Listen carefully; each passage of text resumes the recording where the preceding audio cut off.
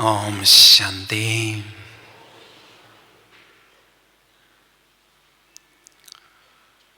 Follow father Brahma बाबा।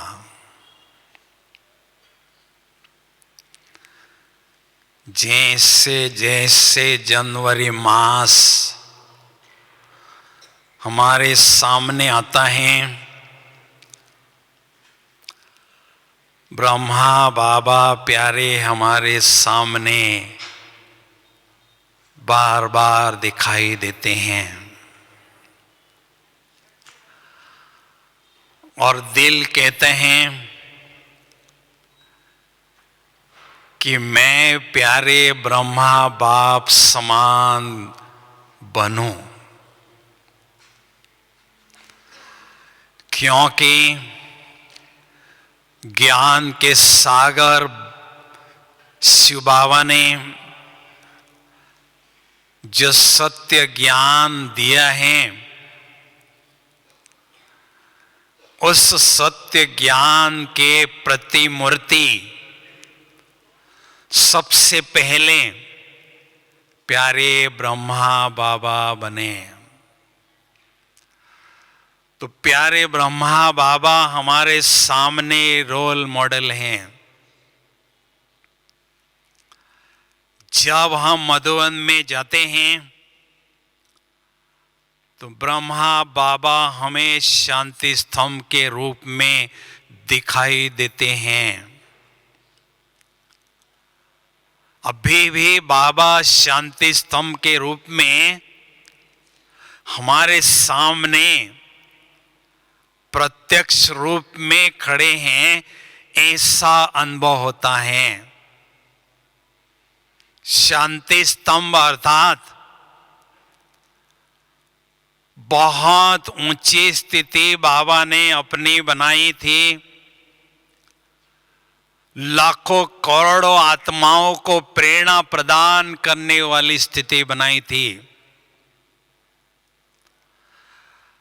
और स्तंभ अर्थात अचल अडोल स्थिति बाबा ने बनाई थी। तो शांति स्तंभ पर 4 बातों का जिक्र किया जाता है। शांति स्तंभ, शक्ति स्तंभ, ज्ञान के स्तंभ और पवित्रता के स्तंभ। शांति स्तंभ अर्थात ब्रह्मा बाबा ने शांति के सागर शिव बाबा से अथाह शांति ग्रहण की प्राप्त की और सारे संसार की आत्माओं को शांति प्रदान करने के लिए मास्टर शांति के सागर बन गए। शक्ति स्तंभ अर्थात इस माया की दुनिया में माया पर विजय प्राप्त करने के लिए आत्माओं को बाबा ने शक्ति प्रदान की।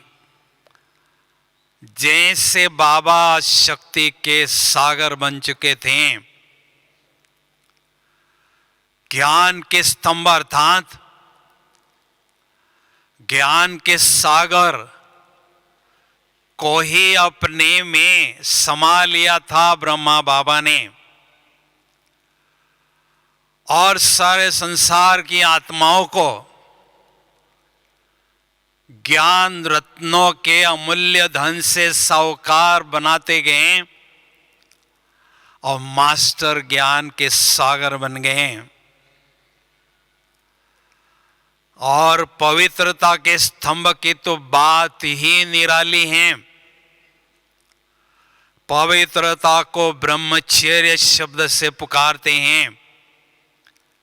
ये ब्रह्मचर्य शब्द कहां से आया है?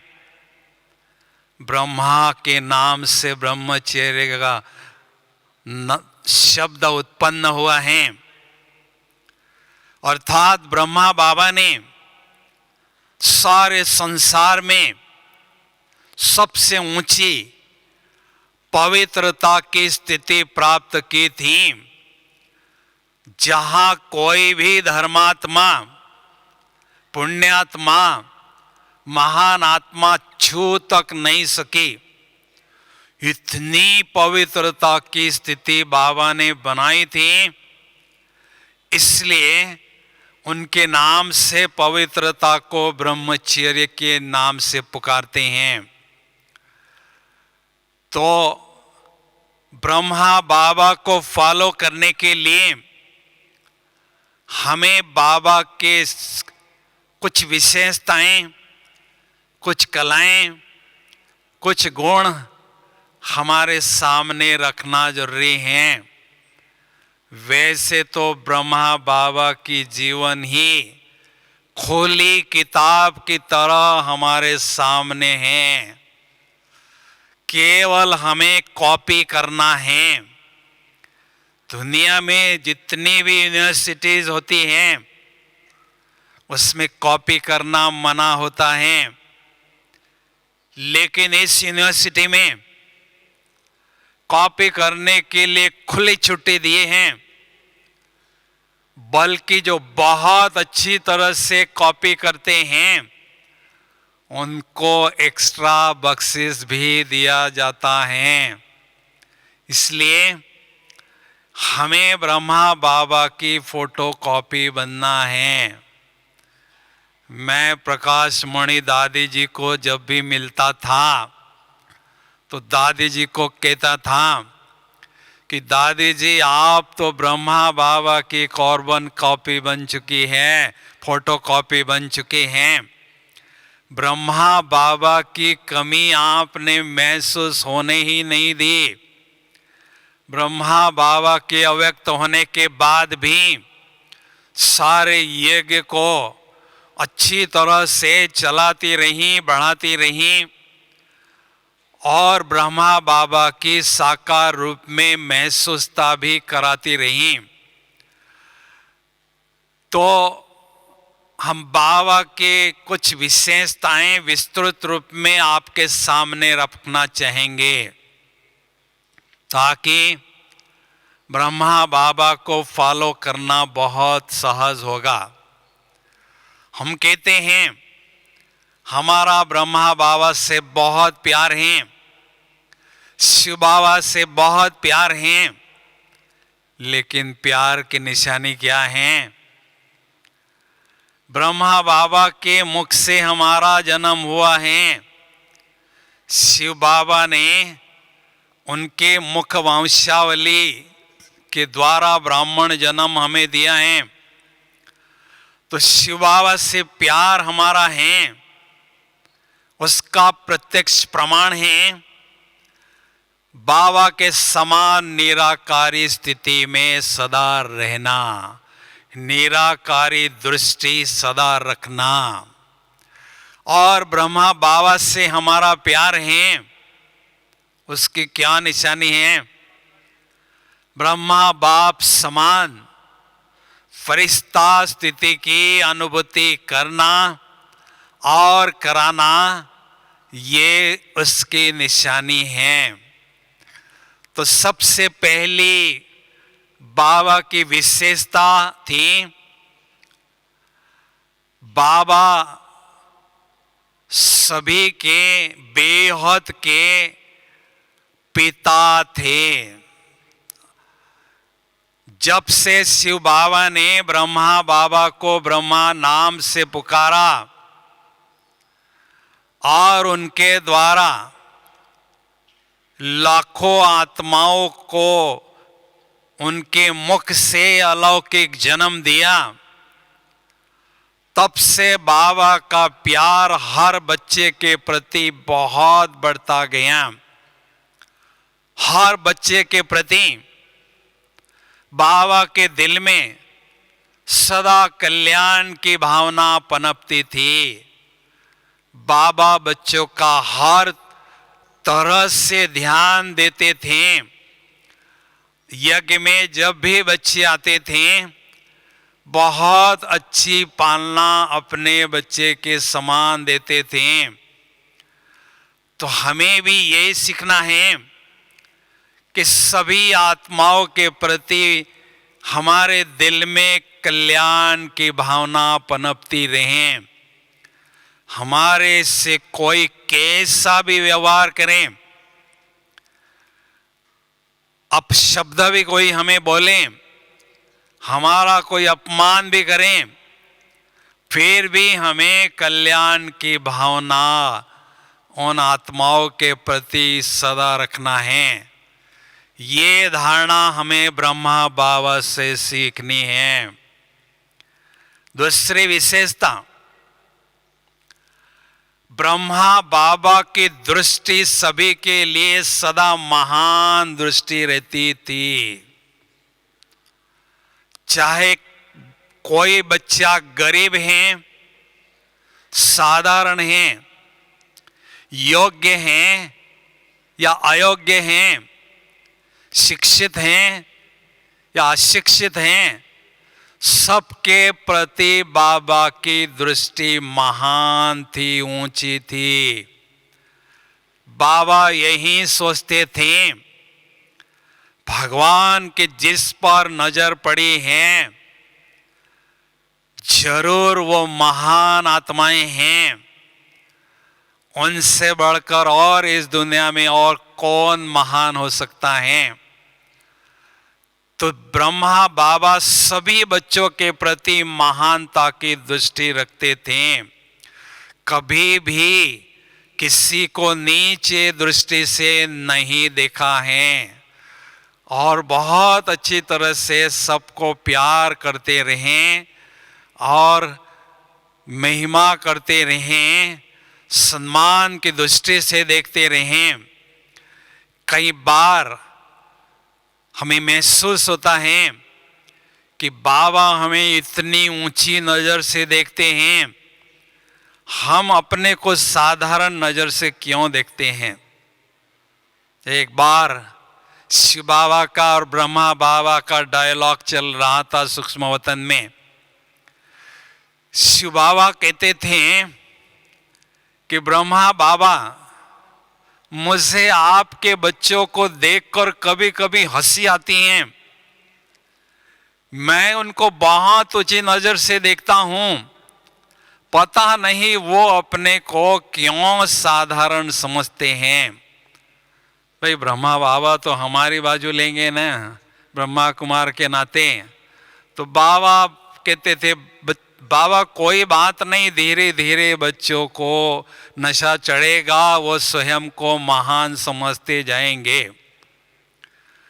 सोचने की बात है, जितना ऊंची नजर से बाबा हमें देखते हैं उतना ऊंचा हम स्वयं को क्यों नहीं समझते हैं। क्योंकि सतयुग त्रेता युग में हमें बहुत ऊंचा प्रारब्ध मिलता है, ऊंचा स्टेटस मिलता है, लेकिन द्वापर युग में प्रवेश होते ही माया हमें किडनैप करती है और जेल में ठोक देती है 2500 सालों तक, जिसके कारण आत्मा में हीन भावना कूट कूट कर भरी होती है। वो हीन भावना हमें अपनी महान स्थिति में स्थित होने नहीं देती हैं। इसलिए हमें सदा सतयुग त्रेतायुग के ऊंचे पहाड़ को देखना है, द्वापर कलयुग के पहाड़ को नहीं देखना है। तीसरी विशेषता, ब्रह्मा बाबा के बोल सभी बच्चों के लिए वरदानी बोल होते थे। बाबा के बोल में सदा बल अनुभव होता था। बाबा के वाणी में सदा वीणा बजती थी और बाबा के वरदानी बोल सुनने के लिए बच्चे सदा लालायित रहते थे। बाबा के बोल अनेक आत्माओं को उमंग उत्साह प्रदान करते थे और निराश आत्माओं के दिल में भी आशाओं के किरण उत्पन्न करते थे। तो कभी भी बाबा ने ऊंचा नीचा बोल किसी को नहीं बोला।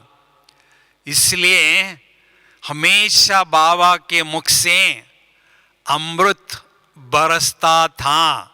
सुख वाणी, अमृतमय वाणी सदा बाबा की होती थी, क्योंकि वो सारे सृष्टि के आदि पिता थे। तो आदि पिता सारे संसार के जो होंगे, उनके बोल कितने मीठे होंगे, कितने सम्मानजनक होंगे, आप सोच सकते हैं। क्योंकि उनको जिम्मेदारी मिली है इस धरती पर आपको विशेष स्वर्ग स्थापन करने में अहम भूमिका निभानी है। तो बाबा ने वो भूमिका निभाई और सबके लिए सदा वरदानी बोल बोलते रहे। क्योंकि हम सभी पवित्र आत्माएं हैं। जैसे हम बोल बोलते हैं वो प्रैक्टिकल होते हैं। अगर हम किसी के लिए कटु वचन बोलते हैं, ऊंचे नीचे बोल बोलते हैं, तो वो प्रैक्टिकल होने की संभावना हो सकती है। इसलिए कल्याणकारी बाप के हम सभी कल्याणकारी बच्चे हैं। तो सबका कल्याण होता रहे, सबका भला होता रहे, सब आगे बढ़ते रहें, सब फलते रहें, फूलते रहें। इसलिए हमारे बोल में बहुत मिठास होना जरूरी है। क्योंकि हमारे बोल हमारे व्यक्तित्व का परिचय देते हैं। किस प्रकार का हमारा व्यक्तित्व है, ये बोल के द्वारा पता चलता है। मैं एक छोटी सी आपको कहानी बताता हूं, जिससे आपको पता चलेगा कि हमारे बोल से व्यक्तित्व की पहचान कैसी होती है। एक बार राजा, सूबेदार और सिपाही अपने घोड़े पर बैठकर जंगल में शिकार करने के लिए गए। राजा के घोड़े के पैर में घुंघरू बंधे हुए थे। तो जैसे तीनों ने अपने घोड़े को झाड़ को डांग बांधा और वो जंगल में शिकार करने चले गए। जैसे शिकार करके वापस आते हैं, राजा का घोड़ा वहां से गायब हो गया था। तो राजा को चिंता लगी। राजा ने सिपाही को भेजा, जाओ जंगल में घोड़ा ढूंढ के आओ। तो वो जिस रास्ते से जा रहा था, उस रास्ते में एक अंधा व्यक्ति बैठा था। तो उस अंधे व्यक्ति को वो सिपाही कहने लगा कि हे अंधे बाबा, यहाँ से कोई घोड़ा तो नहीं गुजरा, कोई घुंघरू की आवाज़ तो नहीं आई? उसने कहा नहीं भाई। तो सिपाही को वापस आने में देरी हो गई। तो राजा ने सूबेदार को भेजा। सूबेदार भी उसी रास्ते से जा रहा था जहां अंधा व्यक्ति बैठा था। तो सूबेदार ने कहा, बाबा जी, इस रास्ते से कोई घोड़ा तो नहीं गुजरा, घुंघरू की आवाज तो नहीं आई? उसने कहा नहीं भाई। सूबेदार को वापस आने के लिए देरी हुई। तो राजा खुद घोड़ा ढूंढने के लिए गए। उसी रास्ते से गए जहां अंधा व्यक्ति बैठा था।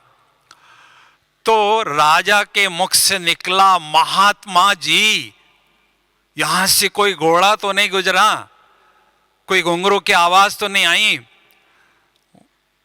उसने कहा नहीं राजन। तो राजा चौंक गया कि इसको दिखाई नहीं देता है व्यक्ति को, और इसने कैसे पहचाना मैं राजा हूं? तो उस व्यक्ति को पूछा, आपने मुझे कैसे पहचाना? तो उसने कहा, राजन, जो बड़ा व्यक्ति होता है उसके बोल बड़े सम्मानजनक होते हैं। अभी अंधा व्यक्ति को बोलेंगे, अंधे बाबा के रूप में पुकारेंगे तो उनके दिल को चोट लगती है। लेकिन उसको इतनी ऊंची दृष्टि से देखकर, इतने ऊंचे बोल से उसको पुकारा, तो उसके दिल में वो प्यार जागृत हो गया और उसने उस व्यक्तित्व को पहचाना। तो कहने का मतलब है, ब्रह्मा बाप समान हमें प्रण करना है।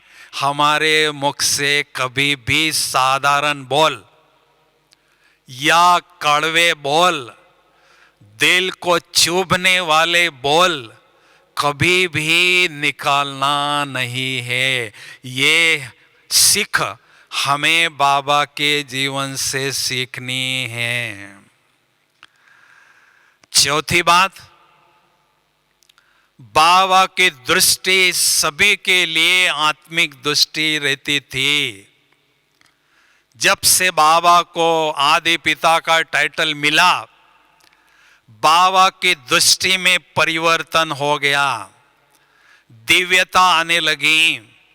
जब भी बाबा किसी को मिलते थे तो बाबा दृष्टि देते थे, और जैसे दृष्टि देते थे तो सामने वाला व्यक्ति अशरीरी स्थिति में स्थित हो जाता था और ऐसे अनुभव करता था कि मुझे बाबा की दृष्टि से करंट मिल रहा है, शक्तियां मिल रही हैं। ऐसा अनुभव हर कोई करता था। तो बाबा की दृष्टि इतनी प्रखर थी, बाबा की दृष्टि को एक्सरे विजन कहते थे। भ्रुकुटी के अंदर, मस्तक के अंदर जो आत्मा छिपी हुई है, बाबा को स्पष्ट नजर आती थी। इसलिए बाबा के विजन को एक्सरे विजन कहते थे। तो बाबा की दृष्टि में दिव्यता कहो, रूहानियत की शक्ति कहो, अलौकिकता की शक्ति कहो, दृष्टि से अनुभव होती थी। इसलिए हमारे दृष्टि में भी हमें परिवर्तन लाना है। अगर कोई हमारे सामने आता है, उसको आत्मिक रूप से या फरिश्ता रूप में देखते हैं, तो ये भी पुण्य का काम कहलाता है। क्यों कहलाता है? क्योंकि जब आत्मिक दृष्टि से उसको देखते हैं तो उस आत्मा को पॉजिटिव ऊर्जा मिलती है, सुकून मिलता है, और उसके दिल से हमें दुआएं मिलती हैं। ये भी पुण्य का काम है। तो हमारे दृष्टि में हमें इस प्रकार से परिवर्तन जरूर लाना है। पांचवी बात, बाबा क्षमावान थे। जब भी बाबा का बच्चा कोई गलती करके बाबा के सामने जाता था, बाबा उसको क्षमा करते थे और दिल से बिल्कुल खत्म कर देते थे, ताकि उस आत्मा को यह फील नहीं होता था कि मैंने गलती किया इसलिए बाबा नाराज होंगे। ये फीलिंग उसको नहीं होती थी। बाबा कहते थे, बच्चे कोई बात नहीं, अभी आगे बढ़ो। तो बोझिल होकर बच्चे बाबा के पास आते थे और हल्के बनकर बाबा के पास से वापस जाते थे। तो बाबा क्षमा के सागर थे। बड़े व्यक्ति का दिल बड़ा होता है और बड़े दिल के व्यक्ति के दिल में क्षमा भाव सदा पनपता रहता है। इसलिए कभी किसी की भी कमी हमें नहीं देखनी है, गलती नहीं देखनी है। देखनी है तो हमें अच्छाई ही देखनी है, क्योंकि माया ने हमें चश्मा पहनाया है अवगुणों को देखने का, कमियों को देखने का। उसके कारण हमारे में कमियां बढ़ती गई, हम नीचे गिरते गए। अभी बाबा कहते ये चश्मा फेंक दो, अभी मेरे से चश्मा लो गिफ्ट के रूप में। सदा सबकी विशेषताएं देखने का चश्मा सदा पहनकर रखो और सभी रूहे गुलाब से, आत्माओं रूपी रूहे गुलाब से मधु रूपी विशेषता ग्रहण करते रहो। मधुमक्खी की तरह मधु इकट्ठा करते रहो। तो ये विशेषता हमें बाबा से सीखनी है। कोई गलती करता है, हमारे से वो रिलेटेड होती हैं, तो हम उसको लंबे समय तक अपने दिल में रखते हैं और उसके कारण व्यवहार में भी कमी पेशी आती है, व्यवहार बदल जाता है। लेकिन हमें क्षमा करना है और अपने व्यवहार में सुधार लाना है। पांचवी विशेषता, बाबा ज्ञान के स्वरूप बनकर रहते थे। सत्य ज्ञान क्या होता है, अगर ये देखना है तो ब्रह्मा बाबा का जीवन उसका प्रत्यक्ष प्रमाण था। क्योंकि बाबा ने उस ज्ञान को अपने जीवन में धारण किया हुआ था। ज्ञान के वो सागर बन गए थे, स्वरूप भी बन गए थे और आत्माओं के साथ ज्ञान रत्नों की ही खेल खेलते थे, बैडमिंटन खेलते थे। हर रोज बाबा कहते थे 5 बजे अमृत वेले के बाद 5 बजे बाबा बैठते थे और ज्ञान का मनन चिंतन करते थे और सोचते थे मैं अपने बच्चों के लिए बहुत सुंदर गरम गरम हलवा बना रहा हूँ। ऐसा सोचकर ज्ञान की गहराई में जाते थे। आपने देखा होगा ज्ञान के मनन चिंतन करने की यादगार भक्ति मार्ग में ब्रह्मा बाबा की और हम बच्चों की बहुत सुंदर है। कौन सी यादगार हैं? सागर में शेष शैया पर विष्णु लेटे हुए हैं, टांग पर टांग रख कर लेटे हुए हैं। लक्ष्मी जी पैर दबा रही हैं और चेहरे को देख रही हैं। चेहरा बड़ा बदल रहा है, खुशनुमा चेहरा दिखाई दे रहा है। तो लक्ष्मी जी हंसी हंसी में कहती हैं, राजन क्या बात है, आज बहुत खुश नजर आ रहे हो। तो विष्णु जी ने जवाब दिया कि क्या बताऊं लक्ष्मी जी, आज तो मैं गीता ज्ञान के मनन चिंतन के गहन चिंतन में मगन हूं और अतीन्द्रिय सुख की अनुभूति कर रहा हूं। तो ये केवल ब्रह्मा बाबा की यादगार नहीं है, हम बच्चों की भी यादगार है। उनका नाम है विष्णु। उस आत्मा में विकार का विष अंश मात्र भी नहीं था।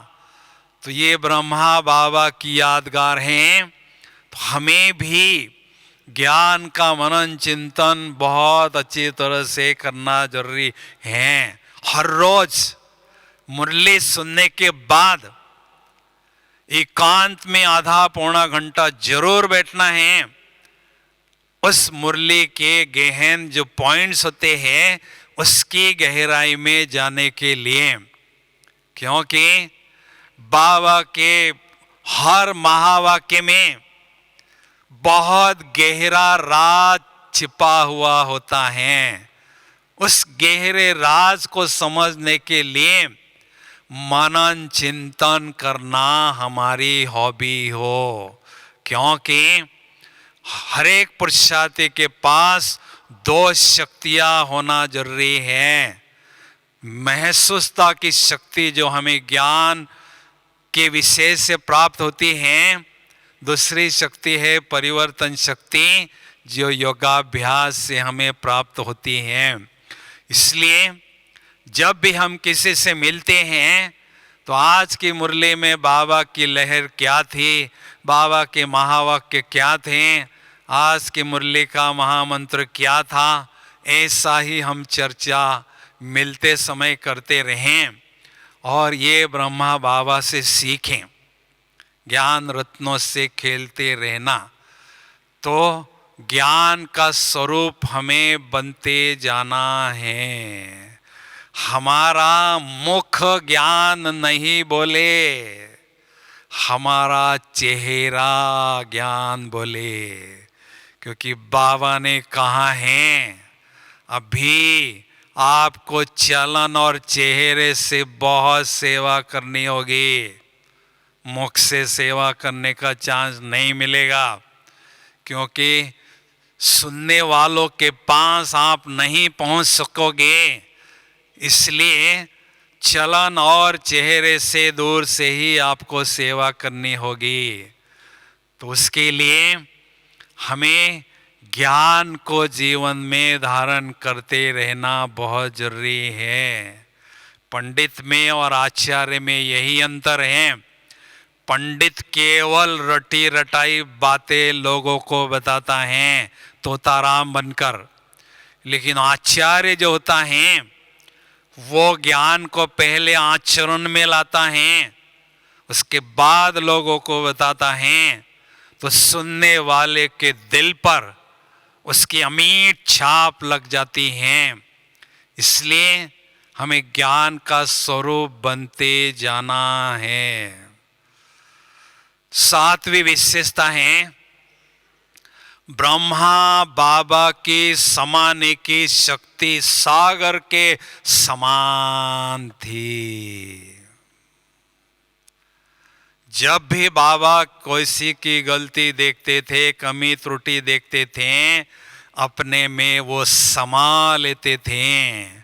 जैसे माँ अपने बच्चों की कमी छिपा लेती है, दिल में समा लेती है, इधर उधर वर्णन नहीं करती है। तो ऐसे हमारी ये जो अलौकिक माँ है ब्रह्मा माँ, वो भी हमारी कमी अपने में समा लेती है, इधर उधर उसका वर्णन नहीं करती है। ताली तो बजाओ जरा, अच्छी तरह से बजाओ ना, अच्छी तरह से। भाई ऐसी माँ तो आपको सारे कल्प में नहीं मिलने वाली है। इतना प्यार दुलार करने वाली माँ नहीं मिलने वाली है।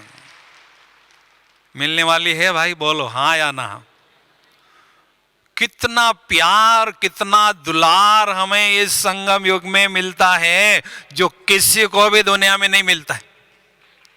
मिलता है? नहीं मिलता है। माताओं का झुंड यहां बैठा हुआ है। माताओं को देखकर बाबा खुशी में झूमते थे। ब्रह्मा बाबा तो बूढ़ी बूढ़ी माताएं जो हैं गुड़गांव से आती थी, तो बाबा उनके साथ खगिया मारते थे, डांस करते थे, बहुत अच्छी तरह से उनके पालना देते थे। कितना प्यार ब्रह्मा बाबा बूढ़ी माताओं को भी करता था। भी कितनी माता है आपको बताइए, कितनी माँ है आपको? कितनी माताएं हैं आपको? 3 हैं। हाँ जी, हाँ जी, कितनी है? 4 है। देखो गिनती करो। एक माँ ब्रह्मा माँ जिसके मुख से हमारा जन्म हुआ है। दूसरी माँ ब्रह्म जगदम्बा माँ जो अभी भी हमें इनडायरेक्टली पालना दे रही है। तीसरी माँ ड्रामा रूपी माँ, जब भी तूफान आता है, व्यर्थ संकल्पों का तूफान चलता है समस्या के समय, ड्रामा रूपी माँ हमें अपने आंचल में छिपा लेती है। चौथी माँ धरती माँ, भारत माँ, जिसके मिट्टी में ये शरीर इतने सालों से पलता आया है, फलता आया है। बिंदु ऊपर से आई, 5000 वर्षों तक उसने हमारी पालना की। ऐसी धरती माँ जैसी कोई माँ हमारी नहीं होगी। और फिर दूसरी माँ है परमात्मा, सबसे बड़ी माँ परमात्मा ये पांचवी माँ हो गई, और छठवीं माँ जिसके कोख में ये शरीर की रचना हुई वो लौकिक माँ हमारी। कितना प्यार हमें मिल रहा है, कितना प्यार मिल रहा है जो किसी को नहीं मिलता है। तो ब्रह्मा बाबा कभी भी किसी के कमी का वर्णन इधर उधर नहीं करते थे, क्योंकि कमी का वर्णन करने से वायुमंडल बिगड़ता जाता है। दूसरी बात, आपस में जो प्रेम प्यार का रिलेशन है उसमें दूरी आती है। तीसरी बात, संगठन तितर बितर होता है, टूटने लगता है। इसलिए हमें कमी इधर उधर नहीं किसी को बताना है, गलती किसी को नहीं बताना है। बस बाबा सागर हैं, बाबा के सागर में छोड़ देना है, बता देना है, बात खत्म। ठीक है, बहुत अच्छी बात है। आठवीं बात, बाबा साधना में बहुत तत्पर रहते थे। साधनों को इकट्ठा करने में कभी भी बाबा नहीं रुचि रखते थे। हमेशा उच्च कोटि की साधना में खोए रहते थे। बाबा की कठोर साधना के बल से हम सभी बच्चों को मधुबन में 4 धाम करने का गोल्डन चांस मिलता है। ये ब्रह्मा बाबा की त्याग तपस्या का फल है। बाबा ने मधुबन को तपस्थली बना दिया है। न चाहते हुए मधुबन हम बच्चों को चुंबक की तरह खींचता रहता है, क्योंकि ब्रह्मा बाबा ने बहुत गहन साधना उस धरनी पर की है। हम 1 घंटे 2 घंटे के योगी होते हैं, एकांत में बैठकर कर्म करते हैं, लेकिन जब कर्म क्षेत्र में जाते हैं तो योग को किनारे रख देते हैं और कर्म में लिप्त हो जाते हैं। लेकिन ब्रह्मा बाबा कर्म करते समय भी बाबा की याद में रहते थे, और इसी के कारण बाबा के व्यक्तित्व से हमेशा तपस्या के वाइब्रेशन हर कोई अनुभव करता था। बाबा के नयनों से, चैन से, चेहरे से, व्यक्तित्व से तपस्या के वाइब्रेशन अनुभव होते थे। तो हमें भी इस बात में ब्रह्मा बाबा को फॉलो करना है। हम इतना सेवा में बिजी हो जाते हैं, इतना दौड़ भाग करते हैं। अगर कोई कहता है घंटा 2 घंटा एकांत में बैठकर तपस्या करो, तो हमें जैसे कि ये बंधन सा लगता है, कोई पकड़ के हमें बिठा रहा है जबरदस्ती, ऐसा हमें लगता है। तो ब्रह्मा बाबा के जीवन में संतुलन देखा। बाबा बच्चों के साथ मिलनसार थे। बच्चों को बहलाने के लिए, उनके साथ खेलने के लिए समय निकालते थे, लेकिन उतनी ही रुचि बाबा की एकांत प्रिय बनने में थी। एकांत में बैठकर बहुत गहन साधना में बाबा सदा खोए रहते थे। इसलिए 4 धाम हमें बार बार खींचते हैं। साधन और साधना का बैलेंस रखना, ये हमें बाबा के जीवन से सीखना है। साधनों को साधना का आधार नहीं बनाना है।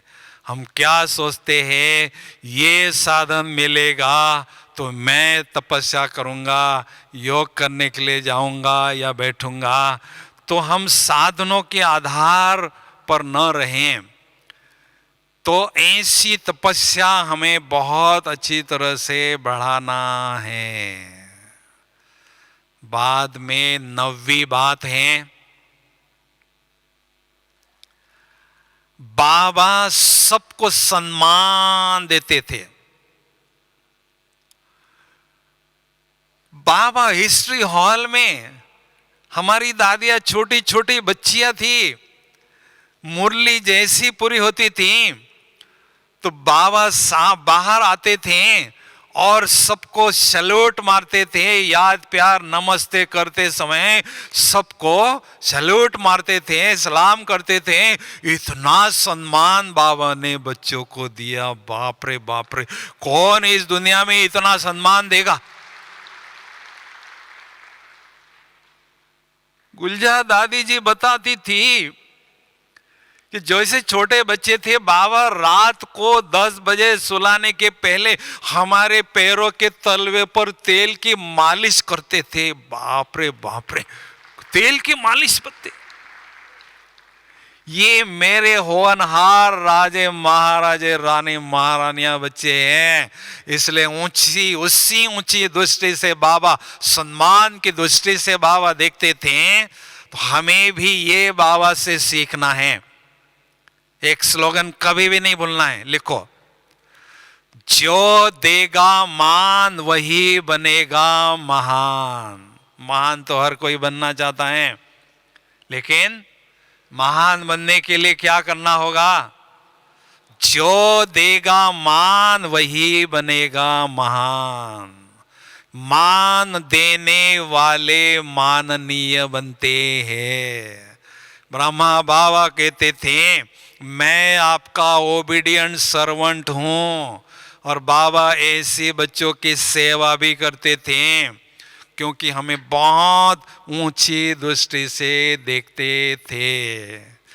कई बार हम देखते हैं, किसी की कमी देखते हैं ना, कोई गलती कोई हमें बता देता है तो हमारी दृष्टि उस आत्मा के प्रति थोड़ी नीची होती है, सम्मान के बजाय थोड़ी नीची होती है। मान देने के लिए हम थोड़ा हिचकते हैं।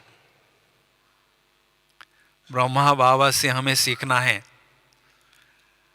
कोई बाबा के लिए ऊंचा नीचा बोलता था, ऐसा व्यवहार करता था जो अच्छा नहीं है, और वो बच्चा बाबा के सामने जब मिलने आता था तो बाबा उस बच्चे पर प्यार ही बरसाते थे, हमेशा प्यार ही बरसाते थे। क्या राज था उस प्यार बरसाने के पीछे?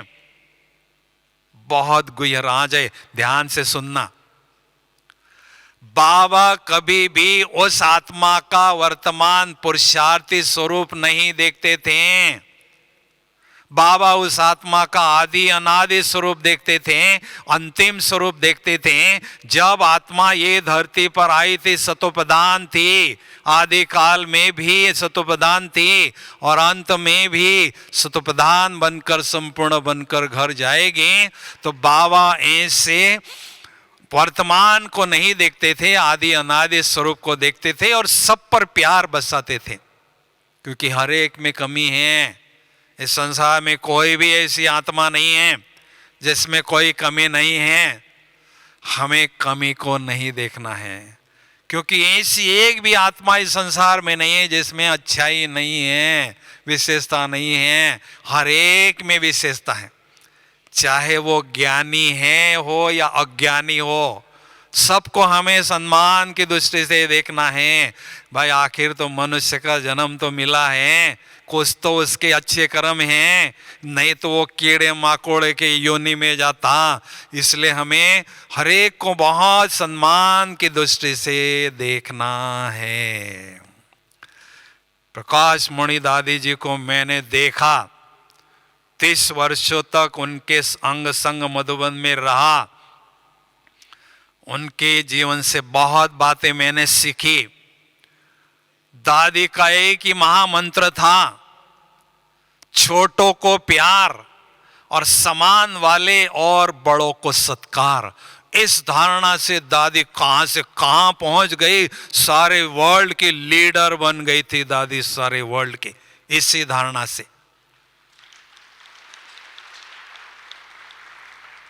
छोटों को प्यार, समान वाले और बड़ों को सत्कार। हम बड़ों को सत्कार देते हैं, छोटों को भी प्यार देते हैं, लेकिन जो समान वाले होते हैं उनको सम्मान देने के लिए हिचकते हैं, थोड़ा कतराते हैं।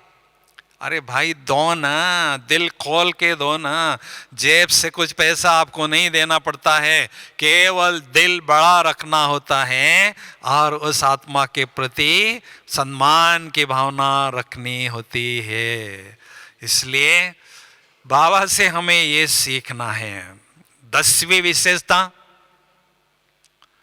बाबा के दिल में हर आत्मा के प्रति स्नेह और सहृदयता पनपती थी। बाबा शिव बाबा प्यार के सागर थे, ब्रह्मा बाबा भी प्यार के सागर बन चुके थे।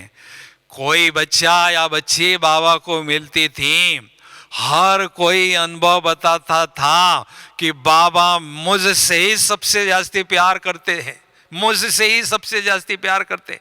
भाई क्यों हर बच्चे के मुख से ऐसा निकलता था? क्योंकि स्नेह के सागर, प्यार के सागर प्यार लुटाते थे और सबको प्यार से भरपूर करते थे। उनका मन हमेशा स्नेह से पल्लवित रहता था और सबके प्रति स्नेह की भावना सदा रहती थी। उनका प्यार दैहिक प्यार नहीं था, आत्मिक प्यार था, रूहानी प्यार था, निश्चल प्यार था, निस्वार्थ प्यार था, निर्मोही प्यार था। बाबा के प्यार की पालना से कितनी आत्माएं यज्ञ में शिव बाबा पर कुर्बान हो गई, ये बाबा के प्यार का रिजल्ट था। बाबा के रूहानी प्यार ने कितनी आत्माओं ने मोह जैसी, ममता जैसी कमी का त्याग दिया, जीत लिया और मोहजीत बन गए, विकारों को जीत लिया। तो ये था बाबा का प्यार। अभी देखो बाबा की विशेषताओं का तो इतना वर्णन हम कर सकते हैं, घंटों घंटों क्या, दिन रात कितनी उसमें जाएंगे। लेकिन महत्वपूर्ण बात है उनको फॉलो करना, उनकी अच्छाइयों को जीवन में लाना। वो कैसे होगा? उसके लिए मुझे क्या करना होगा? तो बाबा के गुणों को, शक्तियों को, विशेषताओं को धारण करने के लिए 2 प्रकार की शक्तियां हमारे पास होनी चाहिए, महसूसता की शक्ति और परिवर्तन शक्ति। कमी की भी महसूसता हो, अच्छाई की भी महसूसता हो। चेहरे को जब हम मेकअप करते हैं तो पहले चेहरे को अच्छी तरह से साफ करते हैं, फिर उसको मेकअप करते हैं। तो ऐसे आत्मा को भी अच्छी तरह से हमें साफ करना है। दाग जो आत्मा पर है उसको साफ कर देना है। उसके लिए आवश्यकता है महसूसता की शक्ति, रियलाइजेशन पावर को बढ़ाने की शक्ति। क्योंकि हम कई सालों तक चलते हैं इस ज्ञान मार्ग में, लेकिन हमारी कमियां हमें महसूस कोई नहीं होती हैं। कोई बताता भी हमें है, उसको हम स्वीकार नहीं करते हैं। लेकिन जब स्वीकार करते हैं तब उसको परिवर्तन करने का प्रयास करते हैं। परिवर्तन शक्ति योग के सब्जेक्ट से जुड़ी हुई है। हम देखते हैं कोई ऐसी आदत होती है, कोई संस्कार होता है, कोई ऐसी हैबिट होती है, उसको हम परिवर्तन करना चाहते हैं, लेकिन लंबे समय तक उसको परिवर्तन नहीं कर पाते हैं। कारण क्या है? कारण ये है मेरा योग शक्तिशाली नहीं है।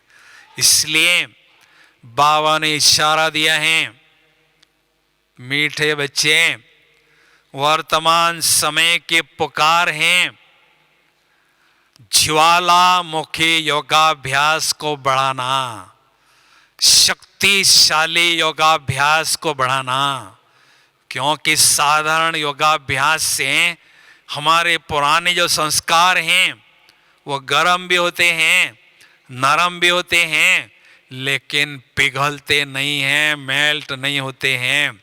वो मेल्ट होने के लिए आवश्यकता है ऐसे ज्वाला स्वरूप योगाभ्यास को बढ़ाने की। जनवरी मास में आप यहाँ पहुंचे हैं, आप बहुत भाग्यशाली आत्माएं हैं, बहुत भाग्यशाली आत्माएं हैं, बहुत भाग्यशाली आत्माएं। जनवरी मास में तपस्या करने के लिए मधुबन में पहुंचना साकार रूप में ये बहुत श्रेष्ठ भाग्य की निशानी है। जनवरी मास क्या कहता है? जनवरी है, जन छोड़ो वरी।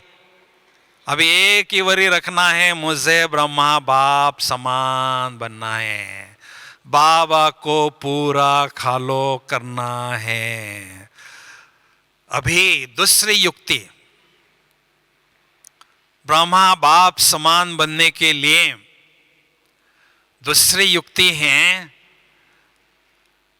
हम जब भी घर से बाहर निकलते हैं या सफर में निकलते हैं, लंबे सफर पर, अपने साथ में एक चीज लेना नहीं भूलते हैं। छोटा आईना अपने पर्स में जरूर रखते हैं, और जब मौका मिलता है हम अपना चेहरा जरूर देखते हैं और उसको मेकअप करते हैं। तो अभी हम इस रूहानी सफर पर हैं, तो बाबा ने हम सभी सजनियों को सुंदर आईना दिया है। ब्रह्मा बाबा का संपूर्ण फरिश्ता स्वरूप रूपी आईना हमें दिया है।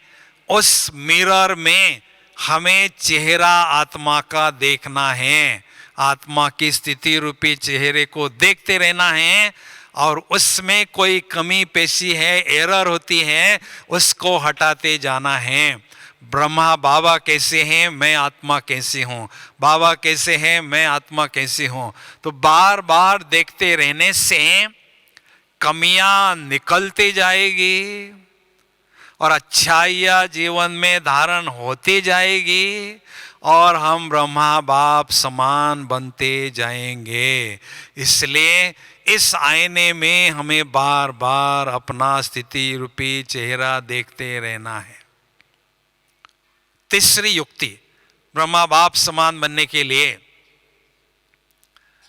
आप मधुबन में पहुंचे हुए हैं, एक युक्ति को प्रैक्टिकल करेंगे तो आप ऐसा अनुभव करेंगे, ऐसी सुंदर अनुभूति आपको होगी जो आप चौंक जाएंगे, हैरान हो जाओगे। क्या युक्ति है? आप बहुत प्यारे बच्चे हो, बहुत प्यारी बच्ची हो। जो प्यारे बच्चे होते हैं ना, बाप उनको अकेला नहीं छोड़ता है, उनके पीछे पीछे छाड़ो करके छाया की तरह पीछे पीछे जाता है, उसका ध्यान रखता है। तो ब्रह्मा बाप भी फरिश्ता स्वरूप में मेरे पीछे पीछे आते हैं, संपूर्ण फरिश्ता स्वरूप में मेरे साथ रहते हैं, और उनके संपूर्ण फरिश्ता स्वरूप से मुझे सकाश मिल रहा है, और सकाश मिलने से फरिश्ता स्थिति की अनुभूति करने के लिए मदद मिल रही है। बहुत प्रैक्टिकल युक्ति है, आप इसका अनुभव करो, बहुत मजा आपको आएगा। मुझे याद है मधुबन में 1200 विदेशी आए थे बाबा से मिलने के लिए, लेकिन गुलजार दादी जी की तबीयत ठीक न होने के कारण बाबा नहीं आए, तो वो थोड़े से मायूस हो गए।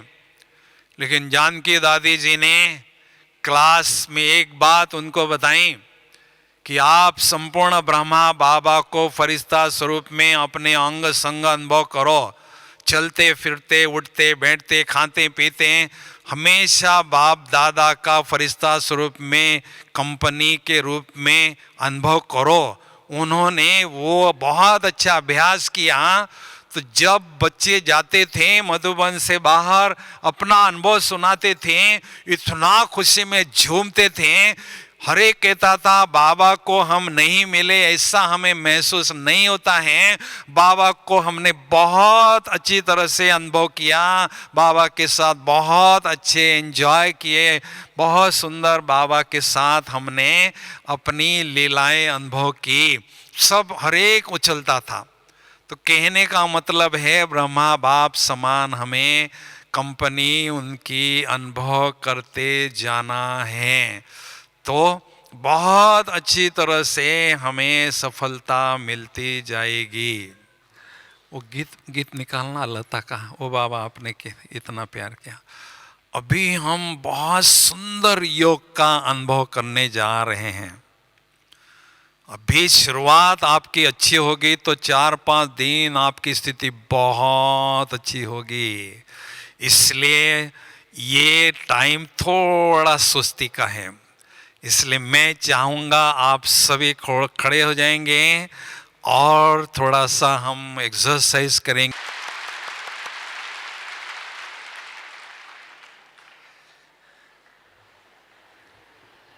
सभी अभी चुस्त होके मस्त होके बैठेंगे।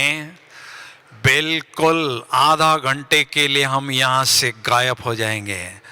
बिल्कुल प्यारे बाबा के पास बैठ जाएंगे। सभी बैठेंगे, जल्दी बैठो, सभी आराम से बैठो। बहुत सुंदर योग की अनुभूति हम कराएंगे आपको।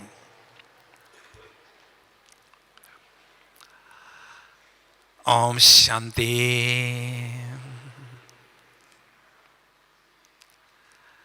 इस शरीर रूपी चैतन्य मकान में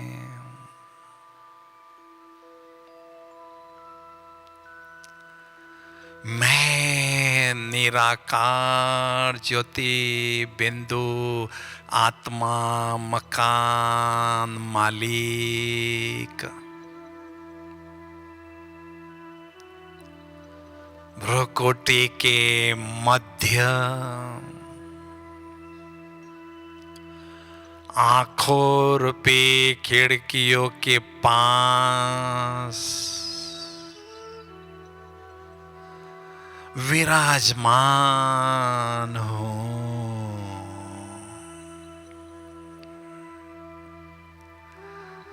मैं निराकार ज्योति बिंदु आत्मा पवित्र स्वरूप हूं।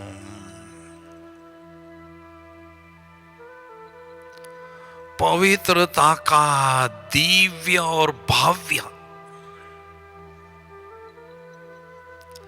ताज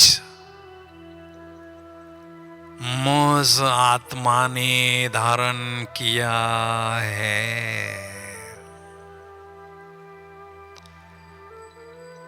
परम आनंद की अनुभूति हो रही है।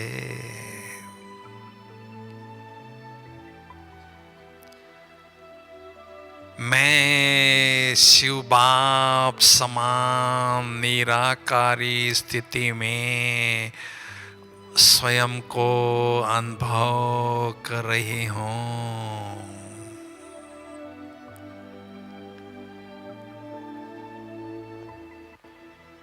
भगवान की नजरों में आई हुई भाग्यवान आत्मा हूं।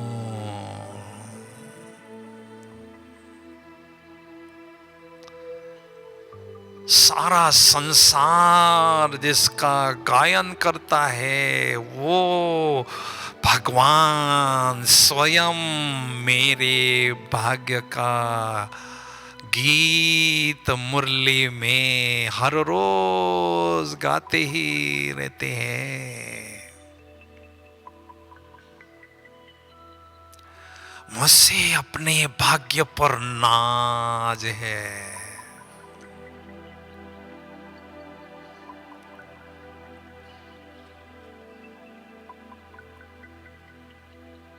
इस शरीर तो मेरा केवल वस्त्र है, मेरा वाहन है, मेरा मकान है। मेरी कुटिया है, मेरा असली स्वरूप निराकार ज्योति बिंदु स्वरूप है।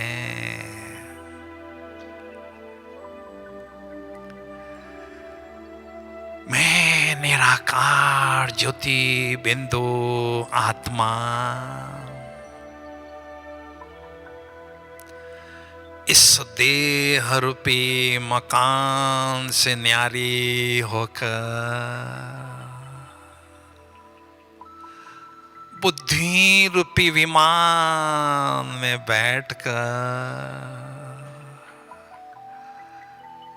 तीनों लोगों की सैर पर निकल चुके हों। इस विश्व के गोले से पार चंद्र, सूर्य, तारागण से भी पार उड़ती हुई जा रही हूं, जा रही हूं। ओहो, फरिश्तों की दुनिया में पहुंच गई हूं, जहां चारों ओर सफेद ही सफेद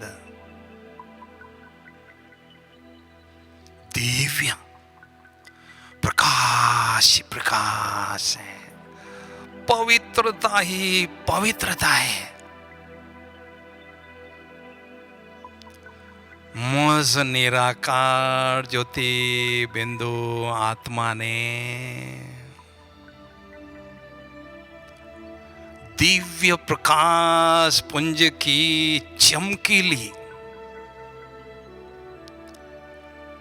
फरिश्ता स्वरूप की ड्रेस धारण कर ली है। कितनी सुंदर हल्की फुल्की ड्रेस है यह। ओहो, इस जनवरी मास में विशेष पालना देने के लिए फरिश्तों के बादशाह प्यारे ब्रह्मा बाबा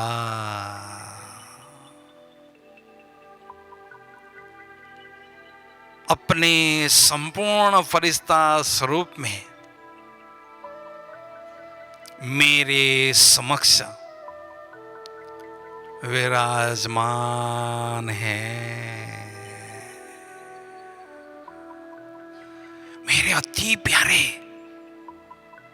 अति मीठे शिव बाबुल भी उनके ब्रुकुटी में चमकते हुए दिखाई दे रहे हैं। बाप दादा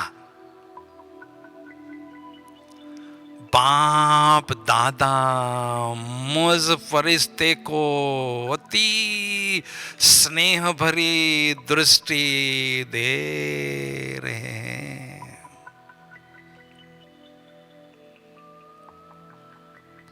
मैं फरिश्ता बाबा की दृष्टि का आनंद ले रहा हूं। बाबा की दृष्टि से अथाह शक्तियां स्वयं में ग्रहण कर रहा हूं।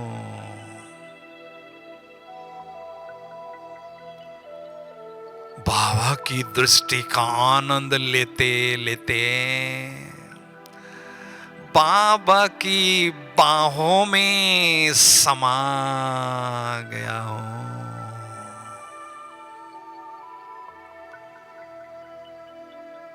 परम सुख की अनुभूति हो रही है।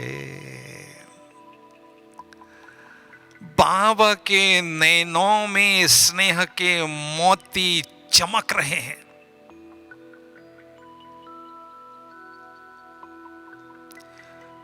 मेरे सिकलदे बच्चे मैं बेहद खुश हूं। मैंने अपना खोया हुआ लाल 5,000 वर्षों बाद, बिछड़ा हुआ लाल 5,000 वर्षों बाद पाया है। मैं बेहद खुश हूं।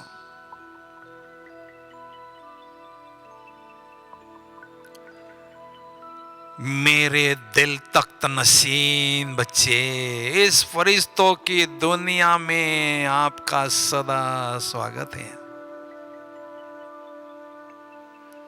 जब भी चाहो, जिस भी संबंध की अनुभूति मुझसे करना चाहो, करते रहो। लाडले बच्चे, कभी मुझे परम पिता के रूप में अनुभव करो। छोटा बच्चा या बच्ची बनकर मेरी गोदी में बैठो, मेरी गोदी में खेलो।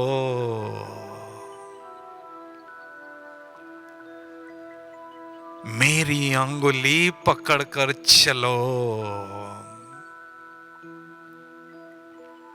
मेरा आज्ञाकारी वफादार फरमानदार बच्चा या बच्ची बनकर पिता का निस्वार्थ प्यार मुझसे अनुभव करो।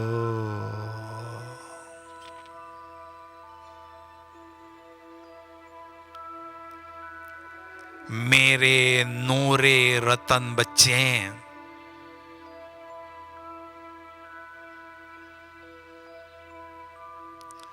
कभी मुझे परम शिक्षक के रूप में अनुभव करो।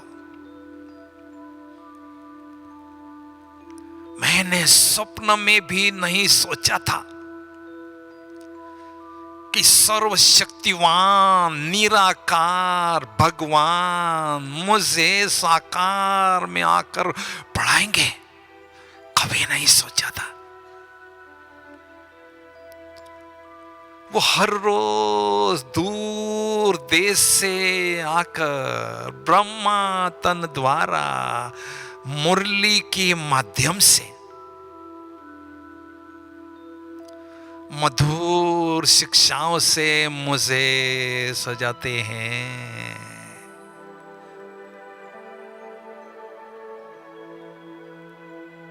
अमूल्य ज्ञान रत्नों से मेरी बुद्धि रूपी झोली भर देते हैं, जिससे मेरी बुद्धि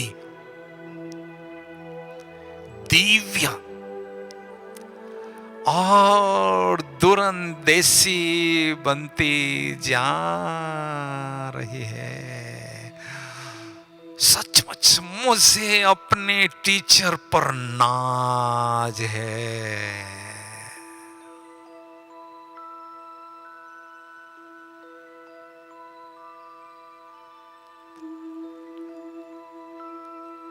मेरे प्यारे बच्चे,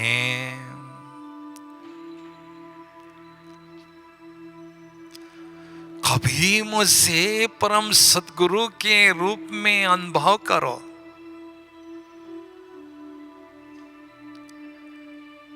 मेरी वरदानी दृष्टि से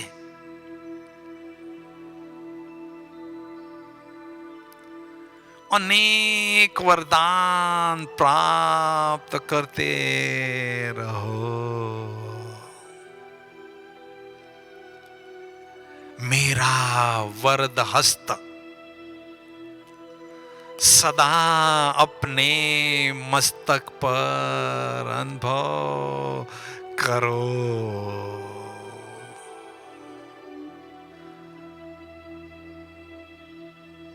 सारे दिन भर मेरी ही छत्र छाया में चलते रहो, पलते रहो। मैंने दिए हुए महामंत्र मन मना भव का अजपा जाप करते रहो, वरदानी मूरत बनते रहो।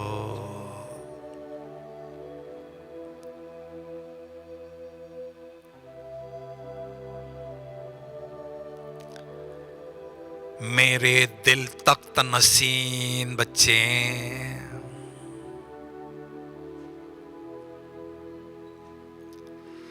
कभी मुझे खुदा दोस्त के रूप में अनुभव करो। मेरे साथ बैठकर अपने दिल के समाचार की लेन देन करके स्वयं को एकदम लाइट अनुभव करो।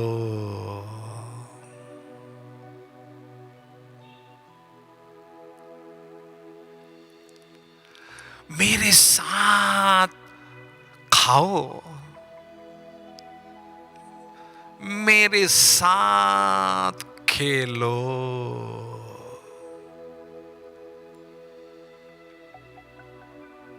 मेरे साथ रास रचाओ। सचमुच मैं कितनी नसीब वाली आत्मा हूं, नसीबवान हूं, जो डायरेक्ट भगवान के साथ विभिन्न संबंधों की अनुभूति करते हुए स्वयं को परमात्म प्यार से भरपूर कर रही हूं।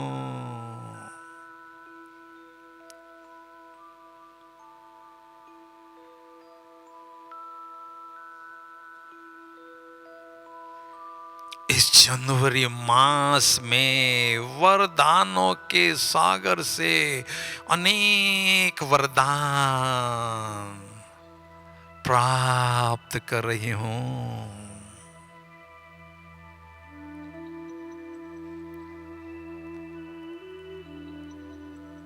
वरदानों के सागर बाप मुझ पर वरदानों की वर्षा कर रहे हैं।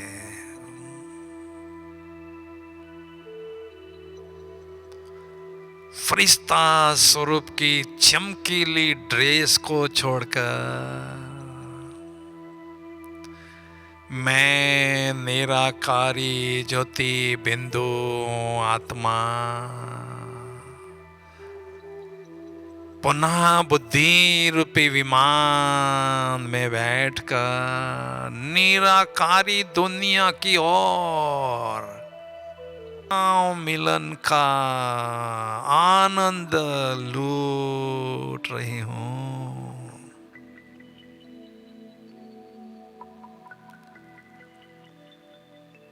सचमुच मेरे जीवन के सबसे खुशनुमा पल है यह,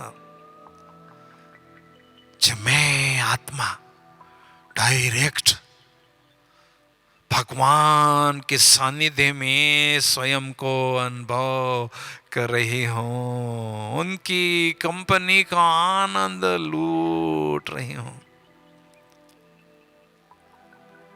इस जनवरी मास में दिल कहता है ऐसी सुंदर अनुभूति में सदा मैं आत्मा खोई रहूं, समाई रहूं, लीन होकर रहूं।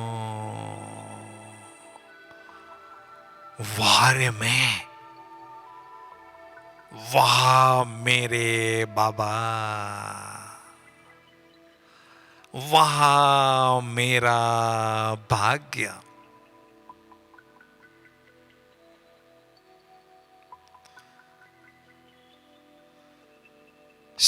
शक्तियों की सकाश ज्ञान सूर्य शिव पिता से मुझ आत्मा पर पड़ रही है और मेरे माध्यम से शक्तियों की सकाश सारे विश्व की आत्माओं पर पड़ रही है। अनेक आत्माएं सुकून अनुभव कर रही है, रिटर्न में मुझे दिल की दुआएं भी दे रही है।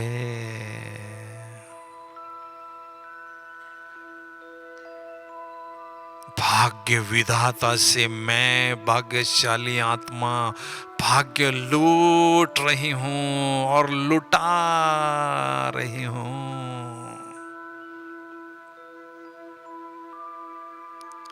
शक्तियों से भरपूर आत्मा बुद्धि रूपी विमान में बैठकर निराकारी दुनिया से उड़ती हुई वाया सूक्ष्म वतन इस साकारी दुनिया की ओर आ रही हूं और इस साकारी शरीर रूपी चैतन्य मकान में भ्रुकुटी के अकाल तख्त पर विश्व कल्याणकारी समान के सिंहासन पर विराजमान हो चुके हों। मौज शक्तिशाली आत्म ज्योति से शक्तियों की किरणें सारे विश्व में चारों ओर फैल रही है, फैलती ही जा रही है, वायुमंडल को प्रकंपित करके शक्तिशाली बना रही है। जैसे मेरे शिव पिता निराकार ज्योति बिंदु हैं, वैसे मैं आत्मा उनकी संतान भी निराकार ज्योति बिंदु हूँ, निराकार ज्योति बिंदु हूँ, निराकार ज्योति बिंदु हूँ। ओम शांति।